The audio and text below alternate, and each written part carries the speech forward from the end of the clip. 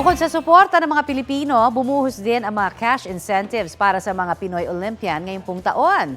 Plano rin ni Pangulong Bongbong Marcos na mabigyan ng karagdagang tulong ang mga atletang Pilipino. Balitang hatid ni Jonathan Andal.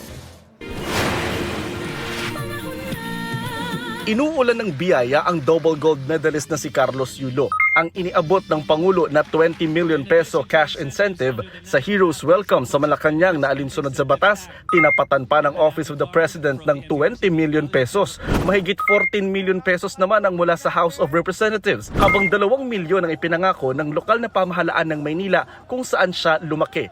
Sa kabuuan, nasa 56 million pesos ang matatanggap ni Yulo mula sa gobyerno. Na-turnover na rin sa Golden Boy ang 32 million peso worth na fully furnished 3-bedroom condo unit sa BGC. Niregaluhan din siya ng art piece at 3 million pesos. Papahalagan and iingatan po yung mga ganong biyaya ng Diyos din po at mga bigay ng mga mabubuting tao. Maraming salamat po talaga. May tig-4 na milyong piso naman ang bronze medalist na sina Nesty Petesio at Ira Villegas. Matapos ding tapatan ng Office of the President ang gantimpalang itinakda ng batas. May matatanggap din ang iba pang non-medalists, pati coaching staff. Basta nag-Olympian, bigyan natin tigi 1 milyon, ima-match pa ng Office of the President yung bibigay mo para at least matulong lang tayo. Bukod pa ron, dahil sa ating pangingilala sa mga lahat ng tumulong, the coaching staff, bibigyan din natin ng kalahating milyon. Pero higit sa mga papremyo, nais daw ng Pangulo na bigyan ng mas malalim na suporta ang mga atleta. Natanggap na rin ng Laking Maynila at World No. 2 pole vaulter na si EJ Obiena ang 500,000 pesos na insentibo mula sa Manila LGU. Jonathan Andal nagbabalita para sa GMA Integrated News. Nasawi ang isang ginang matapos niyang manganak sa isang sidewalk sa Cebu City. Munti ka namang mauwi sa disgrasya ang pag-overtake ng isang van sa Zamboanga, Sibugay.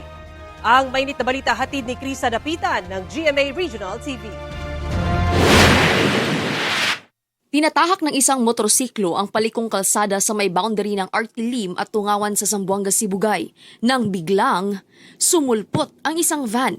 Muntik mabangga ang rider ng sasakyan na nag-overtake pala.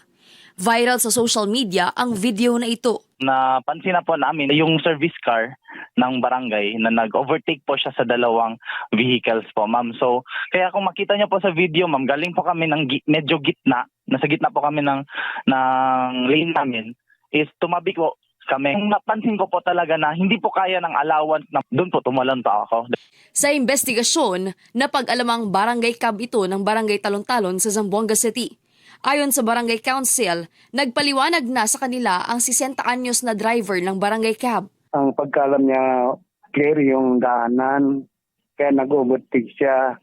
Not knowing na mayroon pala motor, tinatanong namin sa kanya, bakit nag-overtake ka? Inamin niya man ang pagkakamali niya. Hindi na nakausap ng GMA Regional TV ang driver, pero ayon sa Barangay Council, tinanggal na siya bilang driver at bibigyan na lang ng ibang trabaho sa barangay. Sinuspinde din daw nila ito ng 15 araw. Humingi na ng tawad ang Barangay Council sa rider. Gusto namin na hingi rin ng pasensya ko. Ang muntik niyang madisgrasya, binigyan na namin naman ng kaukulan para sa yung driver. Hingi na lang po kami ng dispensa. Tinanggap naman ito ng rider. Nilamo naman ng apoy ang mga bahay sa tabing dagat sa Silay City, Negros Occidental. Mabilis ang pagkalat ng apoy dahil sa lakas ng hangin at gawa sa light materials ang mga bahay. 6 ang tuluyang natupok na bahay. 4 naman ang partially damaged. Preto ko sa nga mga sudad. Tingala ko medyo gaso na nga mo nga palibot mo na. Siko mga kurente ko wala man. Tiya mo to daw nagpanik na ko nagwa ko nagsinggit ko sunog. May ara siya sa mga nakita no nga mga kabataan. Nga for that time may ginahampangan sila nga mga posporo. Sa amo man sina nga time mamadlos ang hangin. So isa na sa mga faktor. Ayon sa punong barangay, may relocation site na pwedeng malipatan ng mga apektadong residente.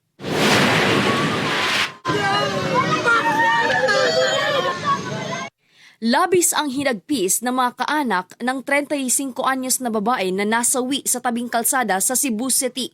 Ang babae nanganak raw sa sidewalk. Ayon sa traffic enforcer na rumisponde sa lugar, may napadaan daw na nurse na tumulong para mailuwal ang sanggol. Kaya nakita man mo nga ng bata, nag-uong na sa endiri ba pakagawas, pero wala lagom ng bata, sir. Kato, na ay nurse, abot, gimurgipos, gamay ni gawas. Gawas.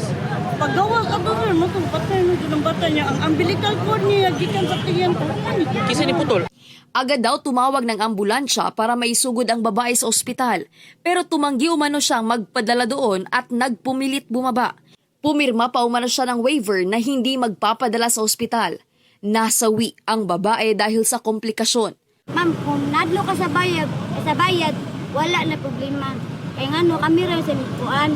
Kaya igo raman pulimpyo si Muntian. Kaya para lang mo kuan ka mo ginhawa. Di, kaya na ako, ginhawa na ako. Giin naman yun niya ang mga doktor nga. Ay, kuan na na. Martahan ra ko ninyo, giprapisan ra ko ninyo.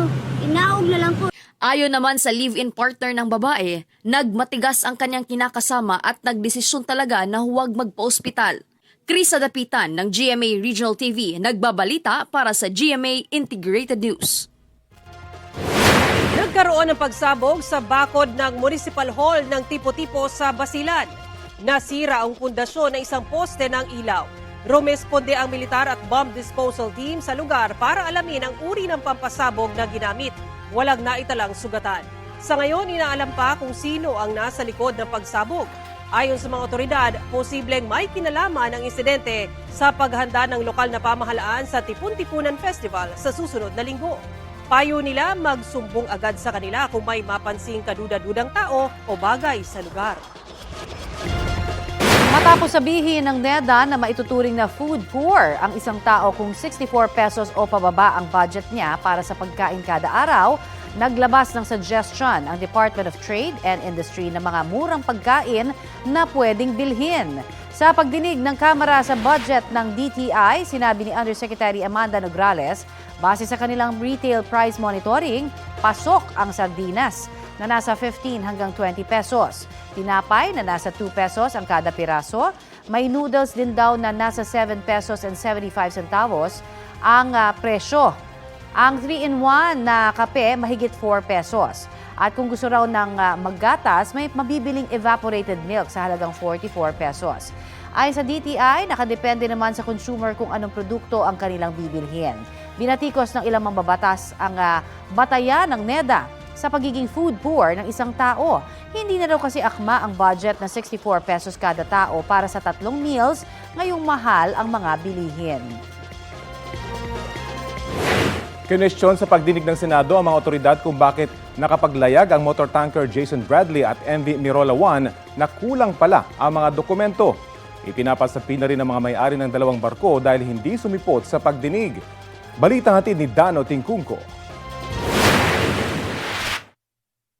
Sa nangyaring oil spill matapos ang magkakasunod na paglubog ng 3 oil tanker sa Bataan, wala raw ibang dapat sisihin kundi ang gobyerno.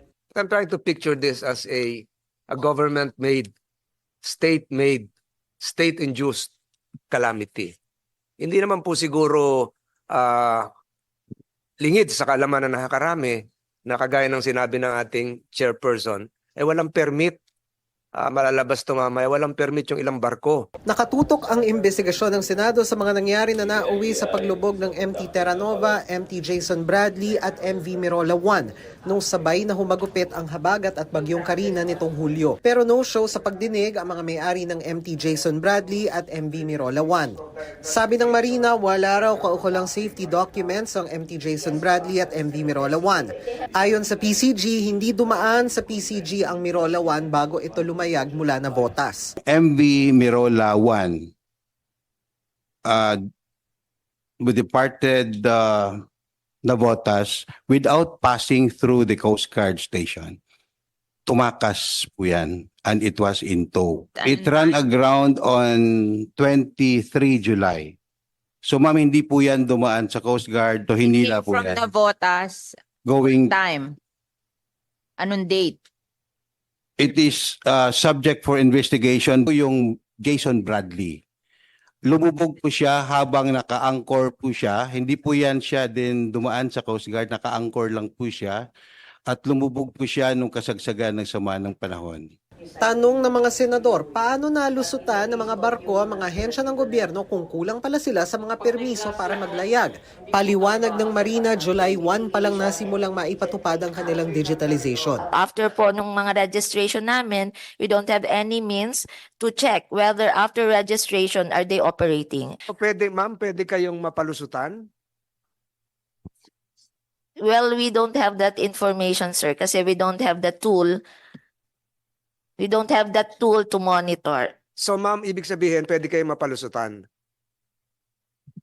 In a way, because we cannot monitor.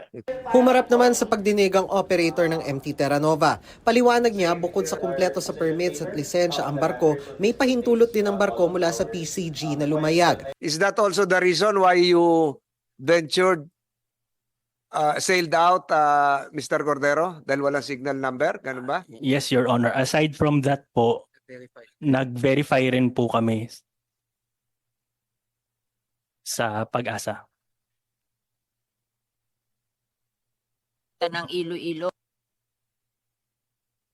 Your Honor, papunta pong Iloilo yung vessel.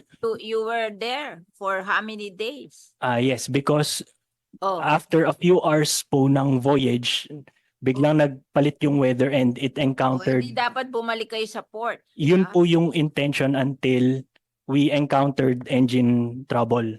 Ayon sa abogado ng Terra Nova, bukod sa insurance, sagot din ng Civil Liabilities Convention kung saan signatory ang Pilipinas ang mga compensation sa mga apektado. Bukod sa paglinis at pagpigil sa pagkalat ng langis, plano rin ang pag-set up ng claim centers para mas madaling makapag-claim ng compensation ang mga apektado.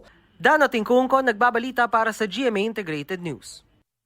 Kapuso, alamin ang maiinit na balita. Bisitahin at mag-subscribe sa GMA Integrated News sa YouTube. Sa mga kapuso abroad, samahan nyo kami sa GMA Pinoy TV at sa www.gmanews.tv.